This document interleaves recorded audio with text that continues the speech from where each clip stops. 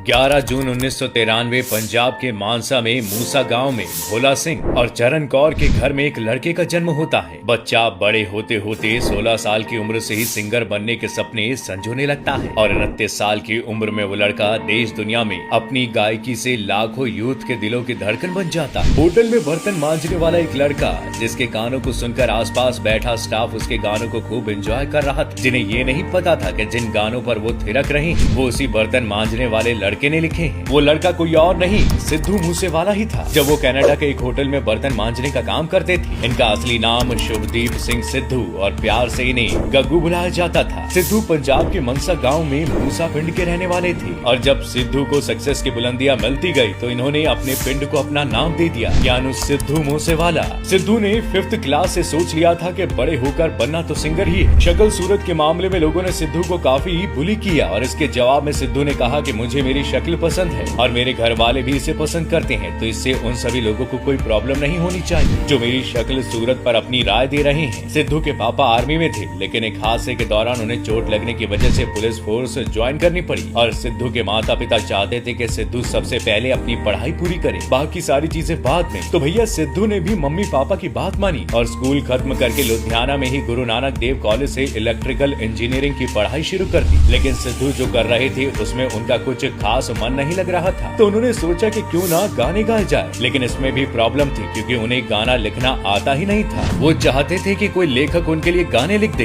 कई राइटर्स को फोन करने के बाद किस्मत से एक राइटर सिद्धू के लिए गाना लिखने के लिए राजी हुई। उसने कहा कि मेरे पिंड यानी गांव आ जाओ। बस फिर क्या था, सिद्धू ने बिना सोचे समझे बाइक उठाई और पहुंच गए राइटर के गांव। लेकिन जैसे ही सिद्धू उस राइटर के पास अपना पहला गाना लिखवाने पहुंचे तो उसने सिद्धू को उल्टे पांव वापस भेज दिया, ये कहकर कि आज नहीं किसी और दिन आना। जिस बात का सिद्धू को काफी बुरा लगा और फिर सिद्धू ने तय किया कि आज के बाद किसी और का लिखा हुआ गाना नहीं गाऊंगा। और फिर सिद्धू अपने हॉस्टल आए और गाना लिखना शुरू कर दिया। लेकिन अब इसमें चैलेंज ये था कि एक तो लड़का नया और ऊपर से गाना भी पहली बार लिखा, तो अब इसके गानों को गाए कौन। बता दें कि सिद्धू का पहला गाना लाइसेंस था जिसे खुद सिद्धू ने लिखा था और इसमें चटखारेदार बात तो ये थी कि इस गाने को गाने के लिए रेडी हुए सिंगर निंजा और देखते ही देखते ये गाना खूब चला। और फिर सिद्धू ने लिखा दूसरा गाना जिसे गाया डीप ने और ये गाना भी अच्छा खासा चल रहा था। अब 2 गाने सिद्धू मूसेवाले के चल तो रहे थे, लेकिन इसमें सिद्धू को कोई खास पहचान नहीं मिल रही थी। अब जैसा कि हम सब जानते हैं कि जो दिखता है वही बिकता है, क्योंकि लोग जानना चाहते हैं कि आखिर जिस गाने के चर्चे इतने हैं वो लिखा किसने है और इसी को आम आदमी की नजर में सिंगर कहा जाता है। लेकिन सिद्धू उस वक्त इतने बड़े नहीं हुए थे, तो सिद्धू ने पूरा किया अपनी ग्रेजुएशन का सिलसिला, जिसके लिए वो कनाडा चले गए क्योंकि पढ़ाई का सपना मम्मी पापा का भी तो पूरा करना था। अब कनाडा में जो कोर्स वो कर रहे थे वहाँ कुछ गड़बड़ हो गई, जिसके बाद सिद्धू के एक अंकल ने उनका कॉलेज बदलवा दिया। अब जैसा कि मैंने बताया कि सिद्धू का मन तो नहीं था इंजीनियरिंग में, तो उन्होंने दूसरे कॉलेज में कोर्स बदल लिया और चुन लिया होटल मैनेजमेंट को। तब तक सिद्धू कुछ गाने गाना शुरू भी कर चुके थे और उनके कुछ गाने आ भी गए थे, लेकिन इसके बाद भी सिद्धू को कोई जानता नहीं था। अब होटल मैनेजमेंट की पढ़ाई तो कर ली, पर दिक्कत आई ट्रेनिंग में। असल में जिस होटल में सिद्धू की ट्रेनिंग चल रही थी वहाँ सिद्धू को बीफ काटना पड़ता था और सिद्धू ठहरे प्योर वेजिटेरियन, तो सिद्धू इसके लिए अपने कुछ दोस्तों की मदद लिया करते थे और सिद्धू को बर्तन धोने पड़ते थे। लेकिन गाने सिद्धू के तब तक आने लगे थे। अब इसमें मजे वाली बात तो ये थी कि जिस होटल में सिद्धू काम कर रहे थे वहाँ नाइजीरिया के कई सारे लोग थे और वो लोग सिद्धू के गानों पर खूब थिरका करते थे और सिद्धू को ही दिखाते थे कि देखो क्या लाजवाब सिंगर है। इस पर जब सिद्धू बोला करते थे कि ये गाना मैंने ही गाया है तो कोई विश्वास नहीं करता था। तो आप समझ रहे हैं कि इंसान को काम के साथ सूरत भी दिखानी है।